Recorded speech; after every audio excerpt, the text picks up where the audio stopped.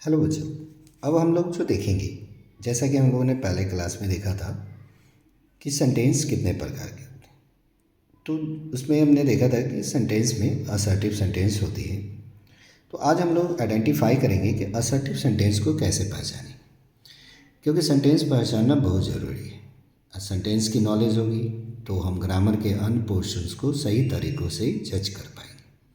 तो आज हम लोग जानेंगे कि असर्टिव सेंटेंस कौन होता है। तो असर्टिव सेंटेंस, अफर्मेटिव सेंटेंस और निगेटिव सेंटेंस। अफर्मेटिव सेंटेंस और निगेटिव सेंटेंस को ही हम लोग असर्टिव सेंटेंस कहते हैं। अफर्मेटिव, जिसको हम लोग हिंदी में बोलते हैं सकारात्मक वाक्य, जिससे क्रिया के होने या किसी के होने का बोध हो। जैसे हमने एक क्लास में देखा था कि जैसे हम लोग जा रहे हैं तो यहाँ पे डेफिनेट क्रिया के होने का बोध हो रहा है, या वह बहादुर है, इसमें किसी की बात को माना जाए। और अगर हम लोग बोलेंगे हम लोग नहीं जा रहे हैं तो ये क्या हो गया, निगेटिव हो गया। या हम लोग बहादुर नहीं हैं तो ये भी क्या हो गया, वाक्य का नकारात्मक स्वरूप हो गया, यानी निगेटिव सेंटेंस हो गया। तो सबसे पहले हम जानते हैं कि अफर्मेटिव सेंटेंस कैसे पहचाना जाता है। अफर्मेटिव सेंटेंस को बनाने का तरीका क्या होता है। तो मैंने जैसा कि आपको दिखाया है कि हमारे पास अफर्मेटिव सेंटेंस बनाने के ये स्ट्रक्चर्स होते हैं। इसी स्ट्रक्चर्स बेस्ड ऑन पे आपके अफर्मेटिव सेंटेंस बनते हैं। जैसे subject plus helping verb plus complement.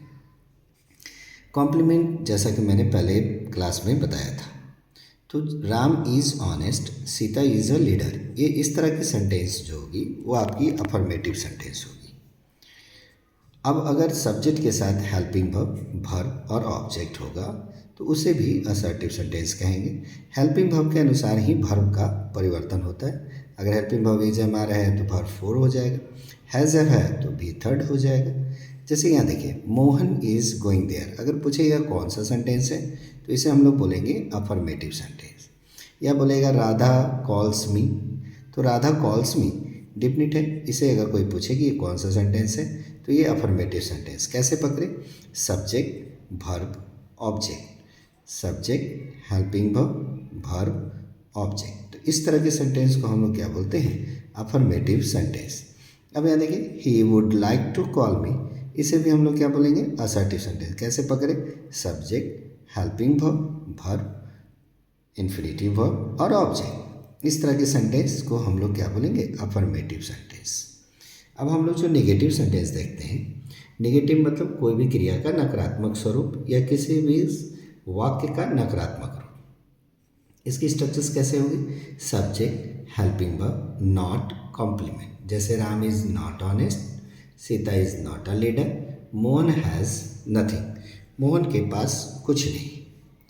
उसी तरह से subject helping verb not V1 object, है ना। जैसे मोहन इज़ नॉट गोइंग, जैसा कि मैंने बोला, जैसा हेल्पिंग वर्ब होगा ऐसा वर्ब होगा। He never goes, Shyam has not gone, ये सब देख रहे हैं नॉट या नेवर लगा हुआ है। इस तरह के सेंटेंस को हम लोग निगेटिव सेंटेंस कहते हैं। कुछ वर्ड ऐसे भी होते हैं जो वाक्य में आकर उस वाक्य को निगेटिव कर देते हैं। जैसे आप देखोगे, no, not, never, none, nothing, no one, nobody, few, little, neither, hardly, rarely, scarcely, seldom. अब इसमें से कुछ वर्ड ऐसे हैं जो आपको लगेगा कि अफर्मेटिव वर्ड है। जैसे ये देखिए, little, hardly, rarely, scarcely, seldom. लेकिन ये वास्तव में, और फ्यू, ये वास्तव में इसमें नो या नॉट, अधिकतर बच्चे सोचते हैं कि नो नॉट, लेकिन वास्तव में ये वर्ड में आपको लगेगा, अगर वाक्य में होता है इसे अफर्मेटिव लगेगा। जैसे मैं अगर एक वाक्य लिखूं कि आई हैव लिटिल मनी, तो यहाँ पे लिटिल आने के कारण अधिकतर बच्चे बोलेंगे क्या कि ये तो अफर्मेटिव सेंटेंस है, लेकिन नहीं, लिटिल जैसे ही वाक्य में आएगा और उसके साथ अगर अनकाउंटेबल नाउन आ रहा है तो इस वाक्य को हम लोग निगेटिव सेंटेंस कहते हैं। इस वाक्य में क्या कहलाएगा, ये एक निगेटिव सेंटेंस कहलाएगा।